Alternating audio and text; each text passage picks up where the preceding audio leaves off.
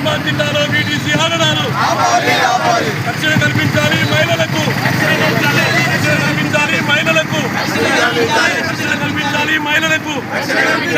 ఆపాలి వీటీసీ ఆగడాలను. నిజామాబాద్ జిల్లాలో వీటీసీ ఆగడాలను, అరికట్టాలి గ్రామ బహిష్కరణను,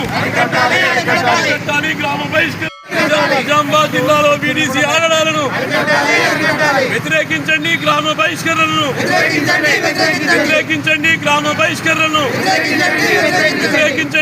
బహిష్కరణను ఆపాలి.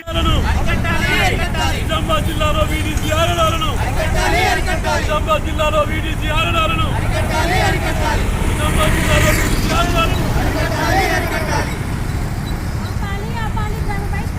ఆపాలి.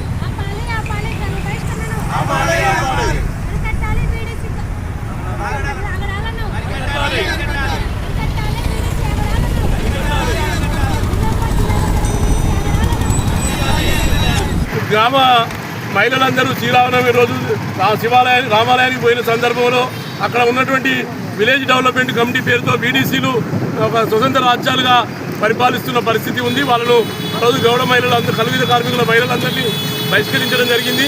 ఏమిటి పాపం అని చెప్పి అడిగినందుకు అక్కడ ఉన్నటువంటి తాటి ఈత చెట్లను కూడా 40-50 చెట్ల దాకా తగలబెట్టిన పరిస్థితి ఉంది.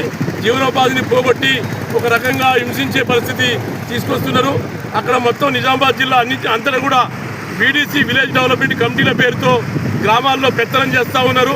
అనేకమైన వెనుకబడిన తరగతులని గతంలో రజకుల్ని బహిష్కరించారు, ఈరోజు కలుగిన కార్మికులు బహిష్కరించారు. వారి పెత్తనం తాగడం కోసం ఏదైనా చేస్తున్నారు. ఈ ప్రభుత్వం ఏం పనిచేస్తుందని మేము ప్రజా సంఘాలుగా ప్రశ్నిస్తున్నాం. అక్కడ వీడీసీ కమిటీని వెంటనే రద్దు చేయాలి. రాజ్యాంగబద్ధంగా ఎన్నుకున్నటువంటి సర్పంచ్ ఎంపీడీసీని పక్కన తోసేసి రాజ్యాంగ శక్తులుగా ఆ వీడీసీ కమిటీలు పనిచేస్తూ ఉన్నాయి. కాబట్టి మేము అందరినీ వీటిని వ్యతిరేకిస్తున్నాం. రాష్ట్ర ప్రభుత్వం వెంటనే జోక్యం చేసుకొని ఆ వీడీసీని రద్దు చేసి గ్రామ మహిళలందరికీ కూడా రక్షణ కల్పించాల్సిన అవసరం ఉంది. తాడి చెట్లు నరికిన వారిని శిక్షించాలని చెప్పి మేము డిమాండ్ చేస్తూ ఉన్నాం. నాడు అదే నిజామాబాద్ జిల్లాలో తాల్పూర్ గ్రామంలో 40 మంది మహిళలని గ్రామ బహిష్కరణ చేసిరు. అదే రకంగా మళ్ళీ అదే గ్రామంలో 150 ఈత చెట్లని 50 చెట్లని ధ్వంసం చేయడం జరిగింది.